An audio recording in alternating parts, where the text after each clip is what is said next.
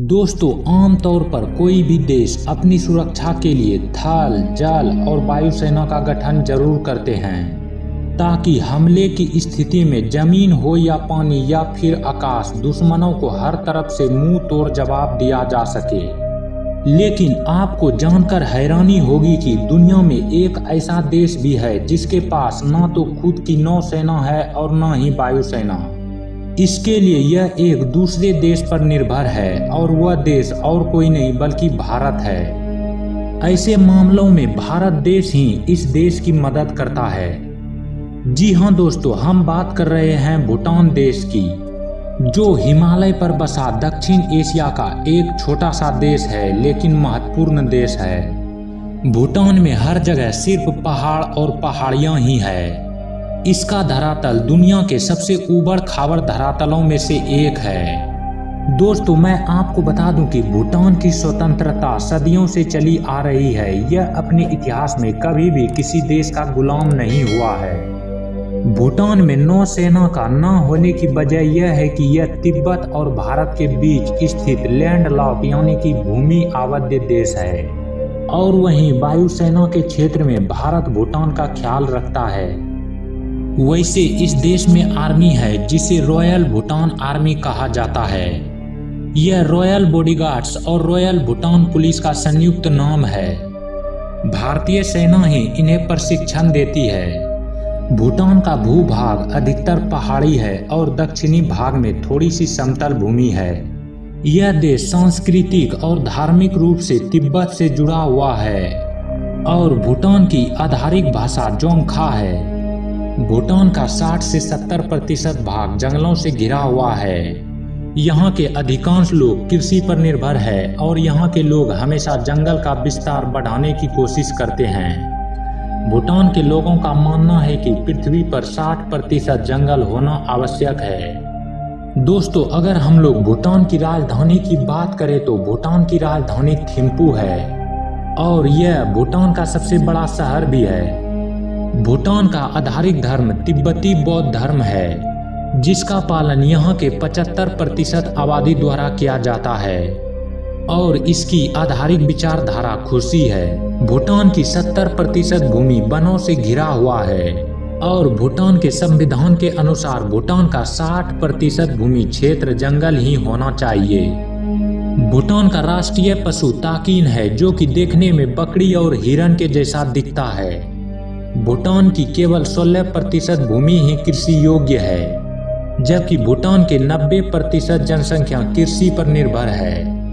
1974 में संयुक्त राष्ट्र ने भूटान को एक देश के रूप में मान्यता दी थी।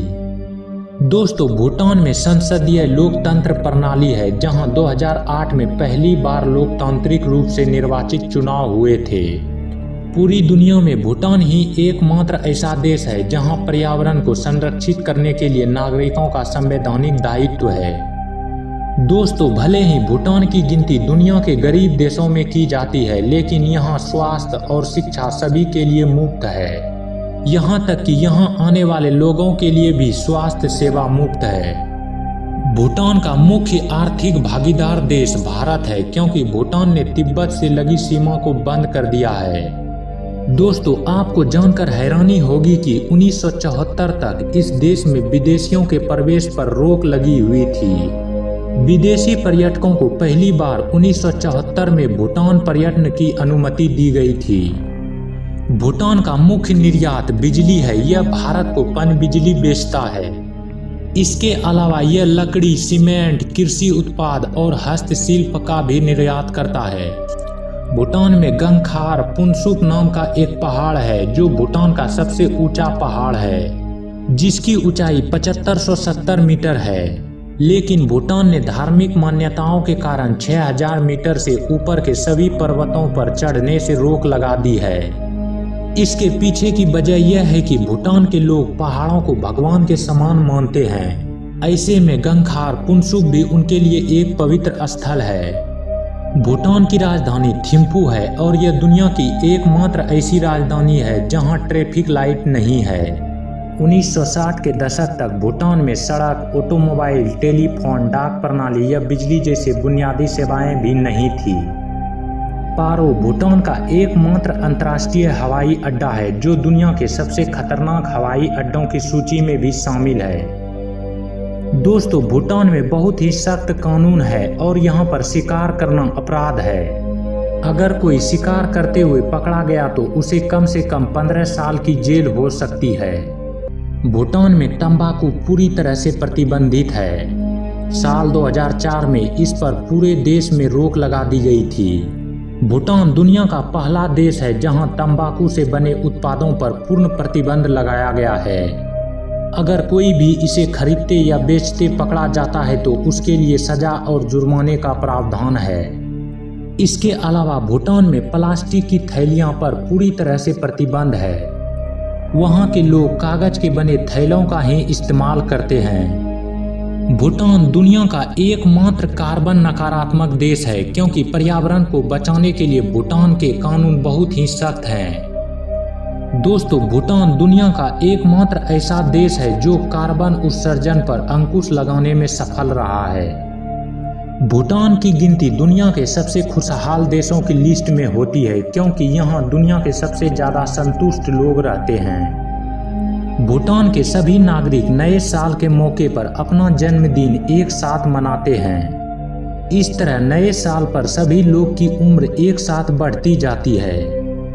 इसके अलावा दोस्तों, यहाँ पितृसत्ता लगभग न के बराबर है। यहाँ की लड़कियाँ अपना घर नहीं छोड़ती है और यहाँ की महिलाएं ही आमतौर पर घर की मुखिया होती है और महिलाएं दुकान और व्यवसाय भी चलाती है और खेतों में काम भी करती है।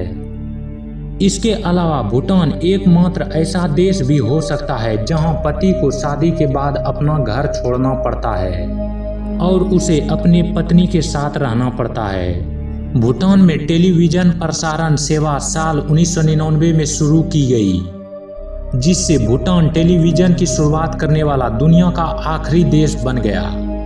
भूटान के बारे में यह तथ्य आपको आश्चर्यचकित कर देगा कि वहाँ के लोग इतने लंबे समय तक बिना टीवी के कैसे रहे। 1999 तक यहाँ टेलीविजन पर प्रतिबंध था क्योंकि भूटानी सरकार को डर था कि टेलीविजन का प्रसारण देश में बौद्ध जीवन शैली को भ्रष्ट कर देगा। तो दोस्तों, आज के वीडियो में इतना ही। अगर आपको यह वीडियो अच्छा लगा हो तो कमेंट बॉक्स में जरूर बताएं। और अब हम लोग मिलते हैं एक नए वीडियो में एक नए इंटरेस्टिंग टॉपिक के साथ।